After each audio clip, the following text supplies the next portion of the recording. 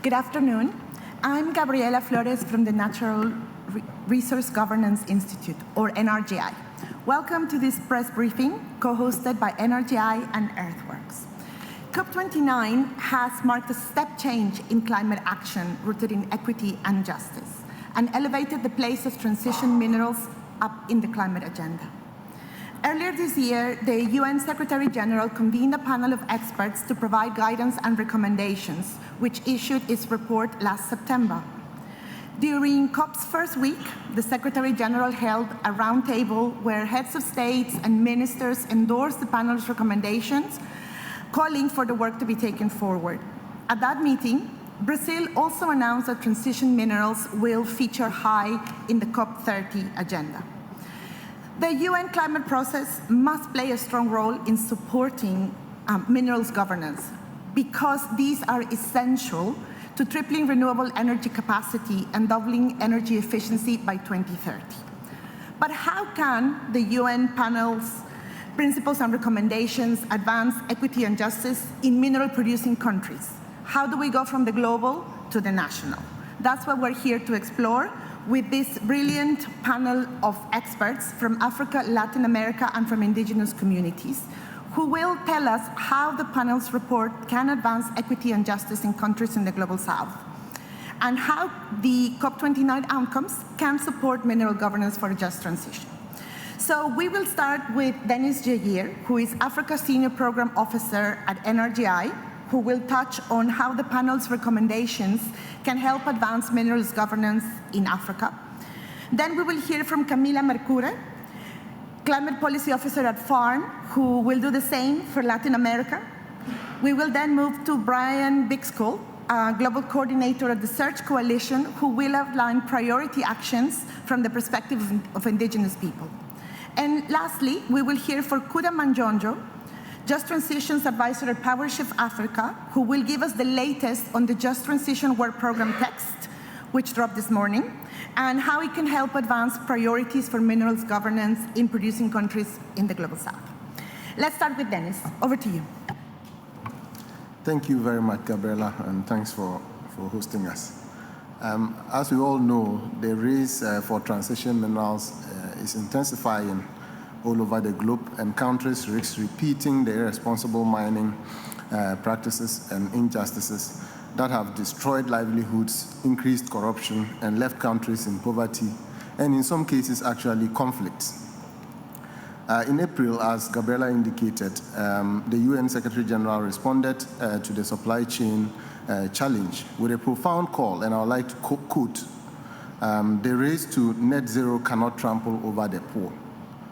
This is an important statement, and I would like to base my submissions on the back of this, and to highlight three key elements around benefit sharing, addressing the issues of corruption, regional cooperation, and international cooperation that can help advance the cause of developing countries closer to the dream that the Secretary-General has espoused. First of all, I would like to state that it is important to ensure equity in the sharing of benefits, particularly for global South governments, who need to define their priorities, their objectives, and the specific mineral endowments that they have, and the various stages that they intend to leverage these minerals for their development. This must take into account the specific development priorities of these countries, and which are agreed through consultative processes and must involve everyone and leave no one behind. And these processes need to also ensure that they are backed by economic feasibility, market outlooks, and the prospects for strategic advancements in the green economies based on rigorous cost-benefit analysis that these countries will need to conduct. We also know that we have been plagued with the syndrome of pit to pot, where we basically just extract these minerals and export them. And this model, I believe, must change. It can change by leveraging shared infrastructure to add value, expand our economies, and promote local content. The second point I really wanted to make is around the need for governments and companies to address corruption risks associated with the mining sector, particularly with regards to policy capture, licensing and permitting, financial initiatives, infrastructure development, value chain, and socio-environmental harms. With a surge in transition minerals, there is a risk that there will be a corresponding boom in corruption. The competition to sign contracts across many of the global South countries is intensifying. And we believe that there is an opportunity there for us to identify, first of all, the various corruption risks. And on that score, NRGI has developed a tool that has 10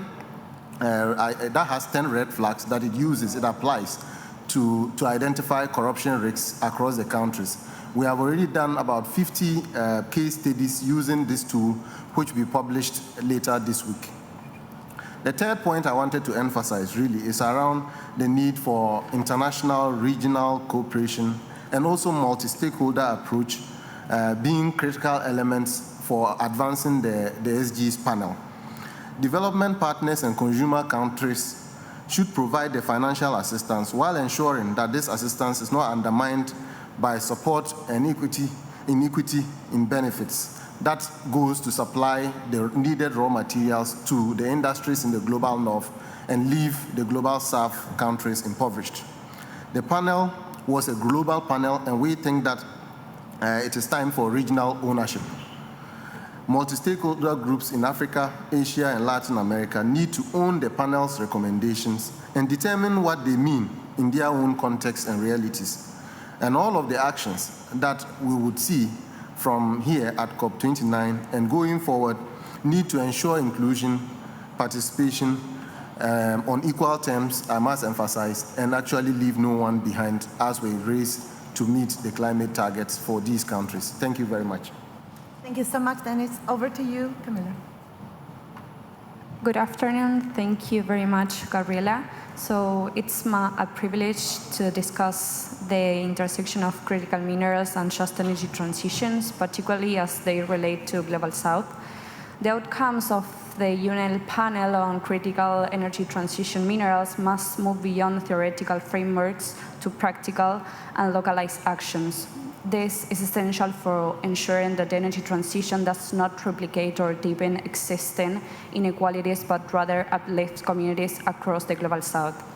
In regions like Latin America, where countries such as Argentina, Chile, and Bolivia hold over 50% of the world's lithium reserves, the relationship between global panels and local realities cannot be overstated. The energy transition is fundamentally tied to our territories, ecosystems, and communities. However, the disconnection between mineral extraction and local energy transition is glaring. In Argentina, for example, while critical minerals are extracted for the North transition, our own energy mix remains heavily reliant on fossil fuels. In this sense, what emerged from the UN panels must serve as a framework to integrate local realities, ensuring that indigenous voices, environmental defenders, and civil society are heard. Multilateralism plays a crucial role here. By grounding global recommendations in local action, we can create a transition that is equitable and inclusive. The way forward must challenge power asymmetries by fostering equitable participation in global value change. In COP's context, the Just Transition Work Program under the UNFCCC offers a unique opportunity to integrate human rights into energy policies.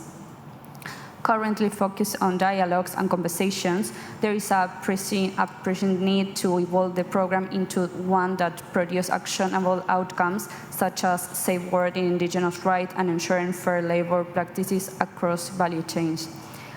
Looking ahead to COP30, we have the opportunity to embed these ideas into global frameworks like the Just Transition Work Program, and Brazil's leadership provides an opening for Latin America to champion the integration of human rights, ecological integrity, and energy justice into global climate agenda. The energy transition can only succeed if it's truly just, if it's empower the communities whose lands and resources are central to this shift, leaving no one behind. Thanks very much. Thank you so much, Camila. Let's go to you now, Brian. Thank you. I'm Brian Bishkul. I'm Maya Tutuhil. I'm Indigenous, and I'm here representing Search Coalition, which is short for Securing Indigenous Rights in a Green Economy. We welcome the recommendations in the outcome document, the recommendations and the initiative. We want to uplift the Secretary General's call for justice, which is embedded in the document. This is a call so that the mistakes of the past are not repeated. The document calls for specific recognition of the rights of Indigenous peoples, our individual and collective rights, along with human rights. The rights of Indigenous peoples are recognized transversally along the 7 principles, which is a huge win. However, there was no actionable recommendation around Indigenous peoples, and we were not able to achieve this, unfortunately. But Indigenous peoples are important in the actionable recommendations because around 54% of current projects extracting transition minerals are on or near the lands of Indigenous peoples. So we now must go on during the implementation phase and ensure that Indigenous peoples are in the actionable recommendations. We would like to stress 5 points here today. First is to ensure that during the implementation that the right to free, prior, and informed consent and meaningful participation of Indigenous peoples is implemented, and that Indigenous peoples are protected against forced resettlement for these projects, to make way for these projects. We are rights holders and key partners. Second, we would like to stress that the development on Indigenous lands should be Indigenous-led, because we have our own priorities as Indigenous peoples, and it must include benefit sharing. But benefit sharing is a second step of the process. The first step is the recognition of our rights as rights holders. Third, the land protection is a must, because land is everything to Indigenous peoples. These guarantees our well-being, our food systems, our lives, and of course the well-being of the planet. So our lands have to be recognized. And this is important for 2 topics, environment and biodiversity. We recognize our roles as stewards of the environment, and so your own responsibilities also have to be recognized. Fourth, capacity building, Indigenous empowerment, and protection of Indigenous peoples' rights defenders. Because we need resources to be able to implement this, because the imbalances are huge. We can't pretend anymore that we are on a level playing field with industry or governments. And that's why we need these resources to assert our rights as a group and to assert our meaningful participation.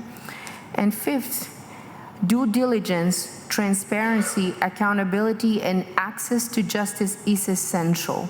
So when conducting environmental and social impact assessments, it should be full, it should be solid, transparent, with participation of Indigenous peoples, and it should be culturally appropriate, in line with free, prior, and informed consent, providing an effective grievance mechanism, and should ensure justice.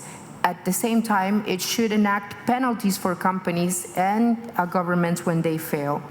The recommendations are for governments, for companies, for civil society, and for Indigenous peoples ourselves.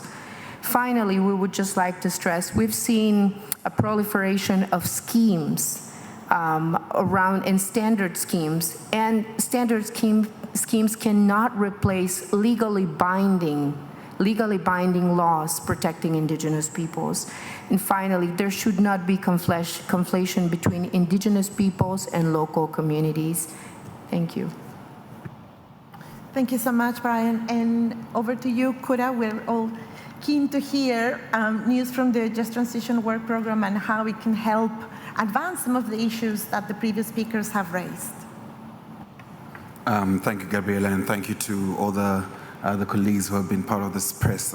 First of all, I'd like to thank you for taking your time to listen to some of the ideas and thoughts we have on this critical issue, which is the critical minerals. But most importantly, as Gabriela has said, it's my task to provide a link between the critical minerals and the UN panel that was set up and how this is related to the UNFCCC program that we currently have. And we're hoping that as COP29 is coming to an end and as we go into COP30, that linkage is a lot stronger. So we'll start off with a couple of days ago where the ministerial panel, plenary, came through, and ministers from more than 120 countries in their own capacity or their representatives spoke quite strongly as to what needs to be done within the Just Transition Working Program to essentially provide the just transition that is necessary. They were speaking towards the Just Transition Work Program that is currently happening within the UNFCCC program. But I would like to focus on very specific voices that came out of that ministerial plenary, especially from the Global South.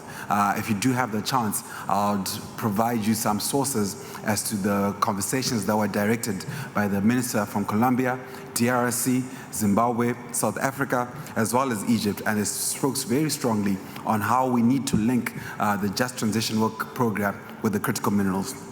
But that said, as we all know, the main focus of today and tomorrow will probably be around the NCQG text that was provided earlier today in the morning. And it is important to note that within that text, there were conversations about how the just transition is especially important. So we're not only asking as the Global South, or not asking actually, demanding for finance just for the sake of it, but we're linking the finance to the just transition that is necessary. Without financing, there's no opportunity for actually this transition to occur. And that said, it is paramount to understand that even though there are different work programs, they are all interlinked. So the NCQG program, the Just Transition program, the mitigation program, as well as the adaptation program are crucially all speaking towards how just transition needs to happen. That said, I'll now focus on the actual text that came out from the Just Transition program earlier today in the morning. As the Global South representing PowerShift Africa, which is part of the CAN International program, we are happy that from last week, where the text was very much not really focusing on the necessities and priorities of the Global South, there is new language that has come across that we are hoping that over the next 2 days it is included that speaks towards just transition. What does this language speak to? It speaks to human rights, indigenous people's rights, labor rights, gender equality, the importance of care work, social protection, social dialogue, as well as the Just Transition Work Program, protecting and supporting informal labor. Why this language is important is because we are under the impression that we will not get as strong as a text as we're hoping for. We are still hoping that happens, but we do believe this text is providing a pathway to actually get concrete outcomes at COP30. And now, why is the Just Transition Work Program very important towards the critical mineral conversation? Currently within the UNFCCC program, the UN panel, which was directed by the Secretary General, does not have a home, to say the least, in terms of actually creating a linkage between the critical minerals and how they're understood within the climate change conversation right now. And we believe that the critical minerals do have a home within the Just Transition Work Program because, as my colleagues mentioned earlier, the principles and recommendations that came out of there are actually more or less within the Just Transition Work Program. The language I was speaking towards is already within this, but we need further the conversation within the Just Transition Program. Why is this important, especially for the Global South? The Critical Minerals panel spoke highly and intentionally about the need for value addition, beneficiation, the protection of human rights within the Global South and countries that are actually producing these critical minerals. This is an opportunity for the outcomes that come from the UNFCCC to have tangible effects on communities that actually need that support. So again, linking with the NCQGs, the 1.3 trillion figure that we're demanding is basically going to support the industrialization of the Global South through the Just Transition Work Program. And that's the emphasis I want to put in today's press conference, that all these conversations are linked.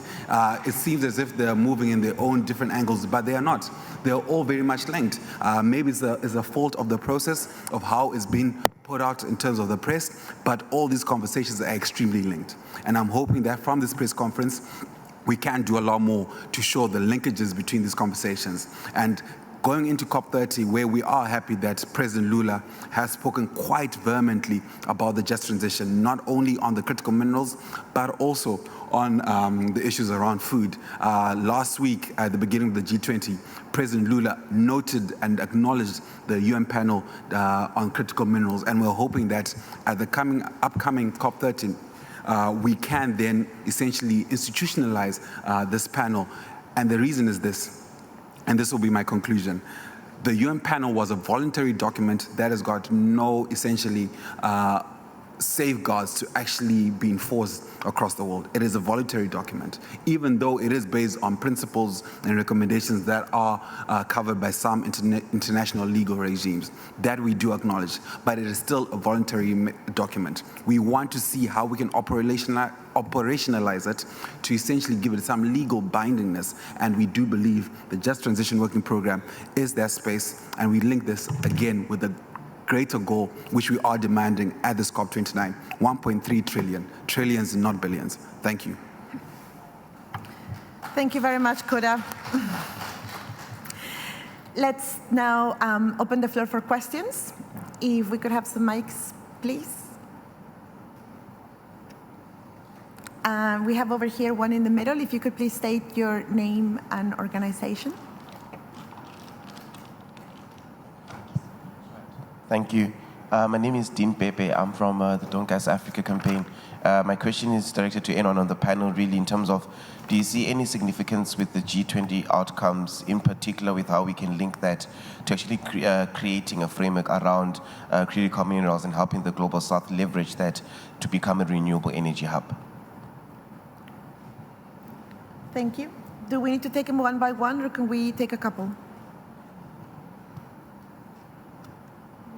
So my name is Yakubu Adam, and I'm a fellow with the Climate Vulnerable Forum. As a young person from one of the vulnerable communities in Ghana, my worry is on critical minerals and peace. My brother mentioned the G20 summit outcomes. One of the strongest issues that came up strongly was peace. How are we preparing Global South countries for what is going to happen, as some conspiracy theories hold that this is going to be the rush for where global superpowers are shifting? Are we going to see countries being torn apart because of these mineral resources they hold in their bellies? Thank you. Thank you very much. Let me turn back to the panel. Two questions. The first on the G20 outcomes, and the second on the link between critical minerals and peace. Very much appreciate the youth perspective. Thank you. I think I'll take the G20 and speak a bit about the peace. Institutionally speaking, and I speak as an activist, I think it's very sad that such important conventions such as the G20 and COPs are happening at the same time. I do think there's a terrible agenda, institutionally and structurally speaking, from the global north. They could have changed the time, and those two things should not have been done at the same time. That's the first thing.